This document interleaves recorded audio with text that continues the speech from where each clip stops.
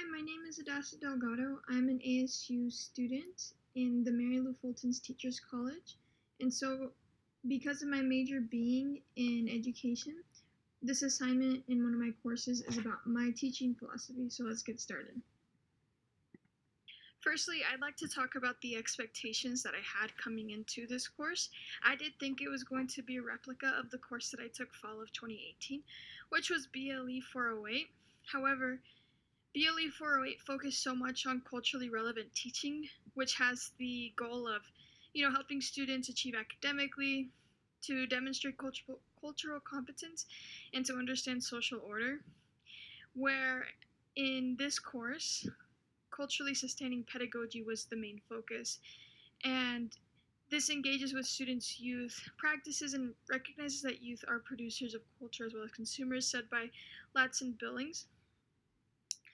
And that really just showed me the difference between the two courses, and especially two different significant ways to incorporate these things into my classroom.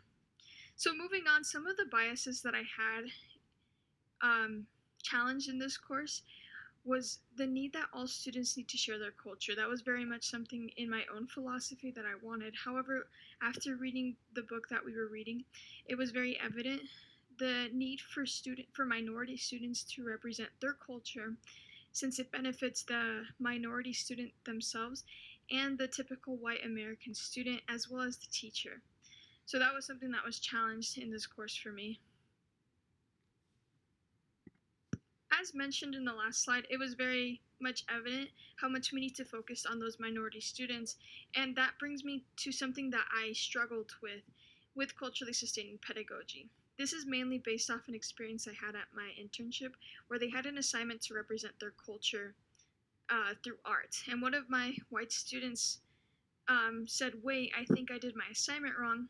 And when I asked them to show to the class what they did, they showed a picture of Halloween. And he thought that he didn't represent culture. And it was such a good opportunity for me to teach the classroom what culture was, and especially to recognize American culture and to have students think about that. Another thing, like a super important thing to have culturally sustaining pedagogy in the classroom, is just to learn about other cultures.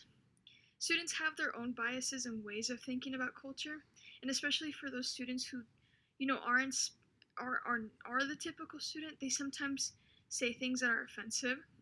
And I think having a culturally sustaining pedagogy and putting that in the classroom will help those students to become more aware of other cultures and how to ask questions and how to learn about one another. Reflecting back on my pedagogy, I just wanted to bring out these two quotes from both assignments from last year's class and this year's class. I understand that to be a good teacher, it takes many years to achieve. Although no teacher will reach perfection, there will always be somewhere to improve upon. And in this year, I said, my job is to constantly reflect on my students' progress on how I can be a better educator, rather than deciding it's the students not understanding my lesson. I love that I said these things, and I love that I'm in that right direction to become the teacher that I want to become. And yeah, I appreciate you for listening to this, and there's my email if you have any questions. Thank you so much.